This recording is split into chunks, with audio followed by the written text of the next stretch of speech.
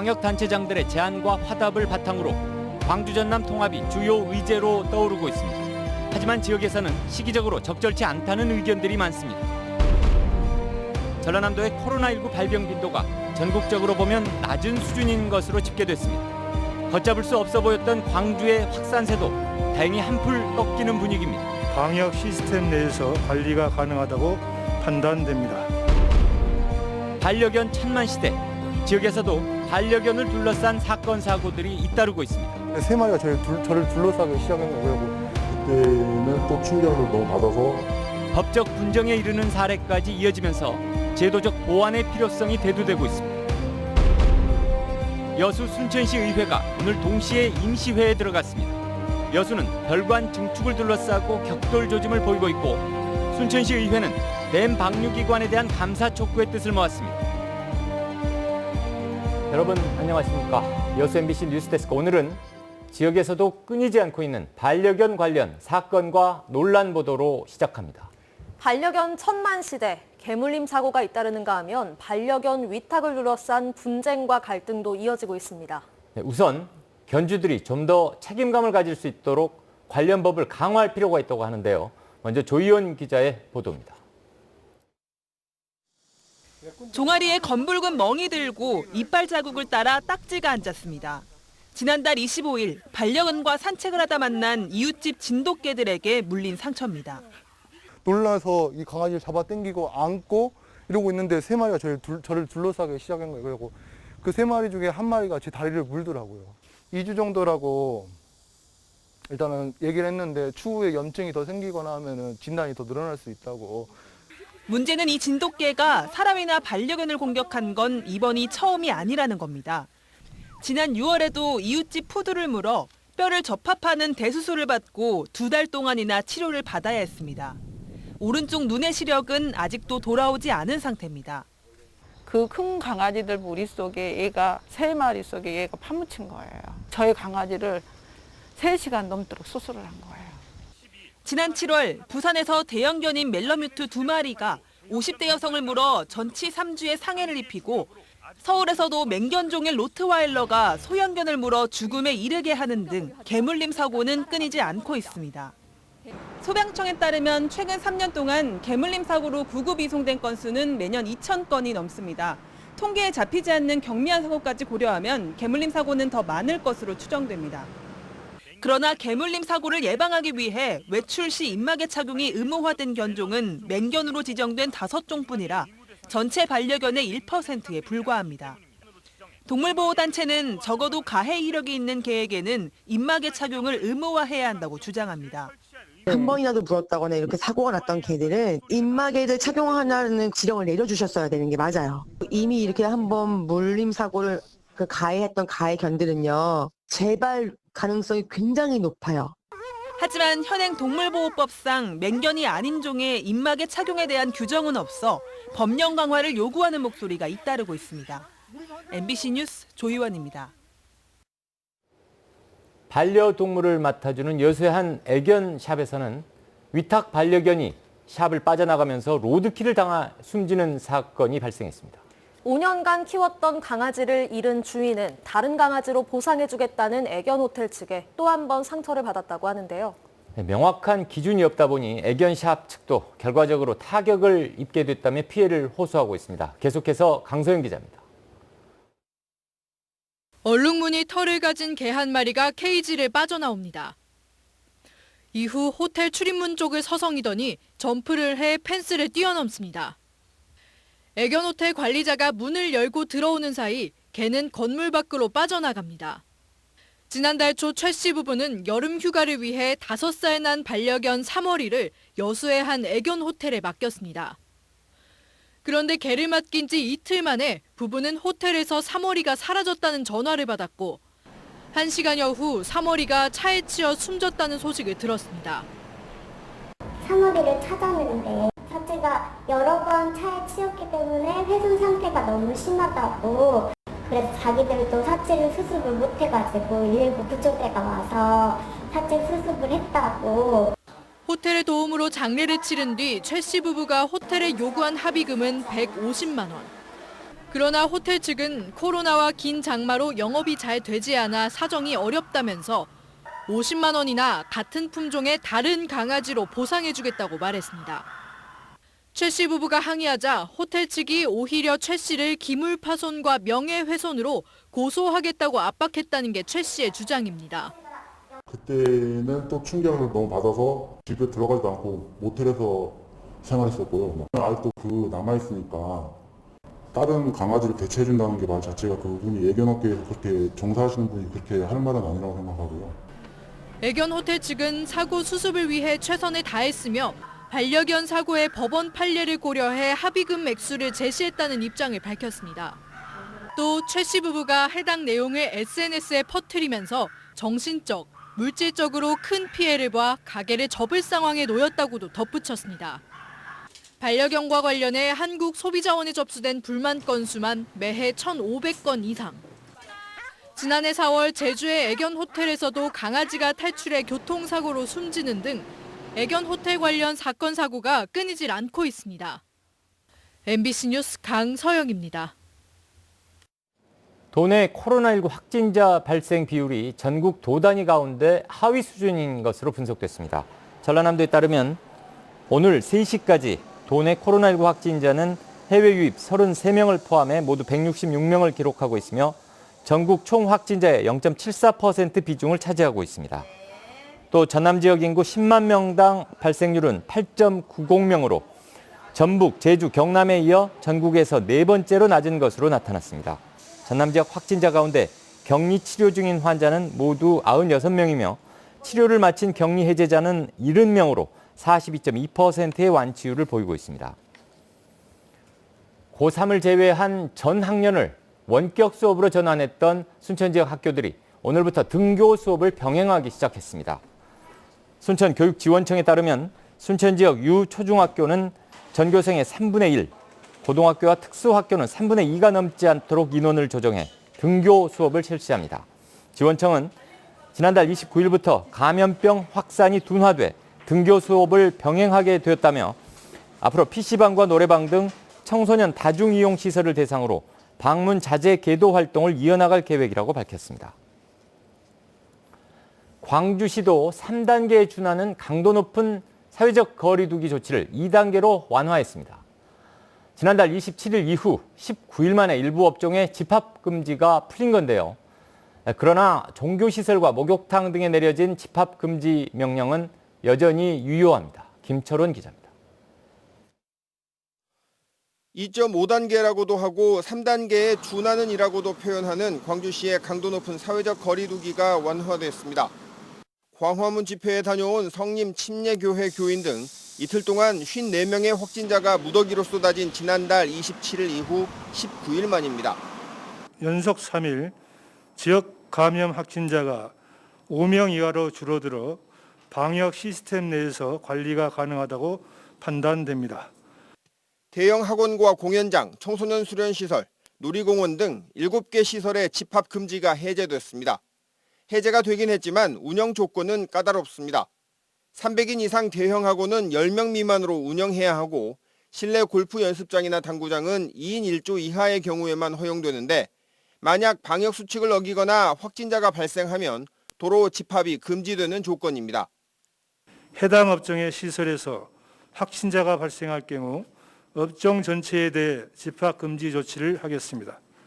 당초 광주시는 2.5단계를 유지하면서 일부 업종의 집합 금지만 해제할 방침이었지만 지역 경제가 입을 타격과 정부가 수도권의 사회적 거리 두기를 2단계로 완화한 것을 고려해 당초 계획보다 일찍 완화한 것으로 보입니다.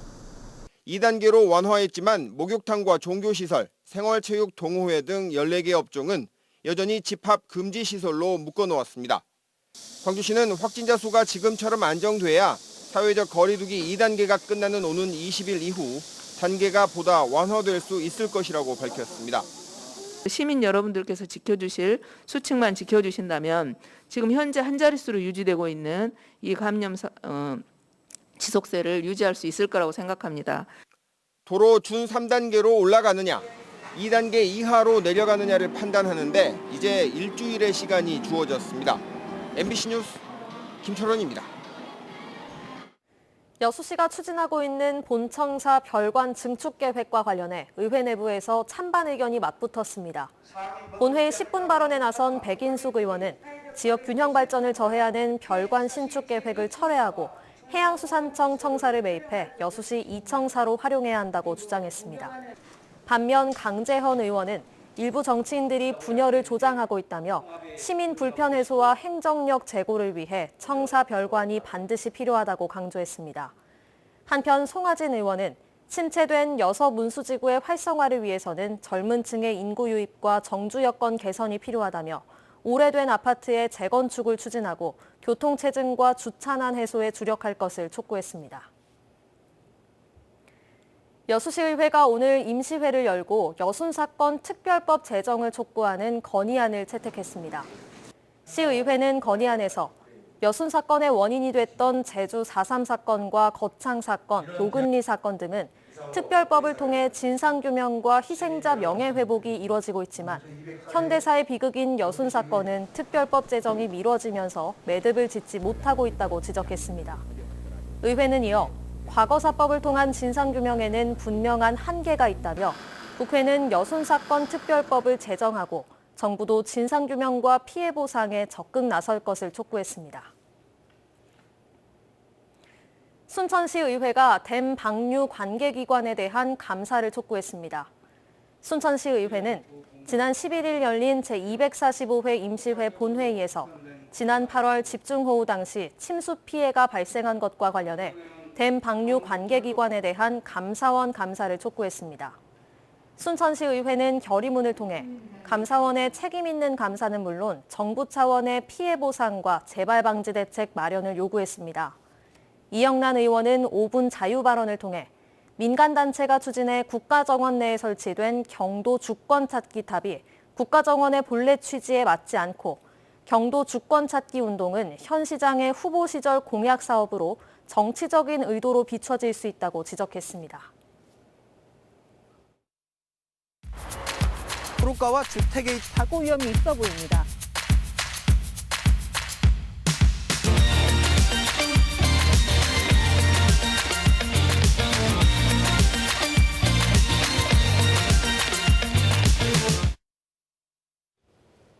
(20년) 동안 잠잠했던 광주 전남의 통합 논의가 이용섭 광주시장의 제안으로 최근 다시 수면 위로 떠올랐죠. 전남 동부권에서는 코로나19의 위중한 상황 속에서 시기적으로 적절치 않다는 지적이 많습니다. 하지만 대의적으로는 명분이 있는 사안이어서 앞으로 논의 과정 지켜봐야 할 것 같습니다. 김주희 기자가 취재했습니다. 지난 10일 이용섭 광주시장은 공공기관 2차 지방 이전 대응 전략 마련을 위한 토론회 자리에서 광주 전남의 행정통합을 전격 제안했습니다. 행정통합만이 광주와 전남의 상생의 대안이 될 수 있을 것이라는 주장이었습니다. 이에 전남도도 찬성으로 화답했습니다. 전남도는 대변인 명의의 입장문을 통해 광주와 전남 행정통합이 감수하는 인구 문제, 지방소멸 위기 등 공통 현안의 새로운 해결책이 될 수 있을 것이라고 밝혔습니다. 광주시와 전남도의 기본 입장이 확인되면서 관련 논의는 지역의 새로운 의제로 급부상하는 분위기입니다. 하지만 전남 동부권을 중심으로 우려의 목소리도 제기되고 있습니다. 큰 틀에서 장기적 관점의 통합 논의 과정이 필요하긴 하지만 코로나19 등으로 위중한 현 상황 속에서 시도 통합 논의가 적절치 않다는 겁니다. 특히 지역사회 전반에서부터 광범위한 공감대 형성과 함께 구체적인 의견 수렴 절차 등 과정부터 선행돼야 한다는 입장입니다. 관주도의 통합 논의보다는 도의회와 그리고 민간 시민단체에서 차분하게 통합 논의를 시작하고 의견 수렴을 확대하는 것이 필요하다고 얘기해 줍니다. 최근 군과 민간의 공항 이전, 공공기관 2차 이전 등 지역의 현안마다 양시도 간 엇박자가 발생하고 있는 상황. 그저 국면 전환용 돌출성 발언에 그치지 않고 20년 만에 상생과 번영을 위한 진정성 있는 통합 논의로 이어나갈 수 있을지 지역사회 내 관심도 집중되고 있습니다. MBC 뉴스 김주희입니다. 국내 첨단 농산업의 거점이 될 공스마트팜 혁신밸리가 본격 공사에 들어갔습니다. 전라남도는 공군 도동면 일원 33헥타 면적에 내후년 준공 예정으로 1,100억 원의 사업비가 투입되는 공 스마트팜 혁신밸리 조성 사업이 본격적으로 시작됐다고 밝혔습니다. 공 스마트팜 혁신밸리는 청년 창업 보육시설, 임대형 스마트팜, 실증단지와 지원센터 등을 갖추게 되며 스마트팜 전문 인력 육성과 기술 혁신 검증 등 국내 첨단 농산업의 거점이 될 전망입니다. 순천만의 코로나19 극복 희망 메시지를 담은 변온 팜아트 문구가 새겨져 화제가 되고 있습니다. 순천시는 순천만 희망농업단지 안에 순천시의 상징새인 흑두루미와 코로나19 극복 희망 메시지 힘내라 대한민국을 경관 농협으로 새겨 탐방객들에게 볼거리를 제공하고 있습니다. 올해는 코로나19에 의연하게 대처하고 있는 온 국민을 응원하기 위한 문구를 디자인했으며 62헥타 농경지에 일반 벼와 유색 벼로 조성됐습니다. 새벽 시간 선박에 침입해 낚시용품을 훔친 혐의를 받는 30대 남성이 경찰에 구속됐습니다. 여수해양경찰서는 지난달 새벽 3시쯤 고흥 녹동항에 정박한 2톤급 낚시어선의 잠금 장치를 부수고 낚시용품을 훔친 혐의를 받고 있는 36살 남성 A씨를 탐문 수사 끝에 지난 8일 체포했습니다. 해경은 A씨의 절도 전력을 고려해 구속영장을 발부받은 뒤 수사하고 있으며 최근 벌어진 선박 내 절도 사건과의 연관성 여부도 조사할 계획이라고 밝혔습니다. 전남도가 흑백수 피해별을 정부가 매입해 줄 것을 건의했습니다. 전라남도는 올해 유례 없이 긴 장마와 집중호우, 잇따른 태풍의 영향으로 도내 수확기 벼의 흑백수 피해가 급속도로 확산하면서 수확량 감소와 미질 저하에 따른 농가 피해가 크게 우려되고 있다며 정부의 피해벼에 대한 전량 매입을 건의했습니다. 현재 도내 벼논 2만여 헥타르에서 흑백수 피해가 발생한 것으로 집계되고 있으며 피해 양상이 늦게 나타나는 점을 감안하면 앞으로 피해 면적이 더 늘어날 수 있을 것으로 전망되고 있습니다. 여수시가 오동도와 해상 케이블카를 포함한 주요 관광지 19곳에 42명의 방역관리요원을 배치했습니다. 방역관리요원은 관광객을 대상으로 마스크 착용과 손소독제 사용 같은 방역 수칙을 안내하는 한편 발열 확인 등의 방역 지원 업무를 수행하고 해당 시설의 방역 지침 이행 상황을 점검합니다. 여수시는 코로나19의 지역 감염을 막기 위해 방역관리 요원을 추가 모집할 계획이라고 설명했습니다. 전남 농어촌 지역의 아동 돌봄 환경이 매우 열악한 것으로 나타났습니다. 전남 여성가족재단의 보고서에 따르면 지난해 기준 전남시군에서 어린이집이 없는 동지역은 4곳, 5.9%인데 반해 읍면 지역은 88곳, 38.4%가 어린이집이 없는 것으로 조사됐습니다. 또 시간제 보육도 목포와 여수 등 9개 시군에서만 36개 반이 운영되고 있는데 이 가운데 27개 반이 시지역에 몰려있는 것으로 나타났습니다. 고흥군이 코로나19에 따른 청사 출입관리 방식을 발신자 전화번호 출입관리 방식으로 개선했습니다. 고흥군은 민원인이 청사를 출입할 때 출입명부에 직접 수기로 작성하는 방식에서 발신자 전화번호 출입 방식으로 개선해 전남 최초로 운영에 들어갔습니다. 군은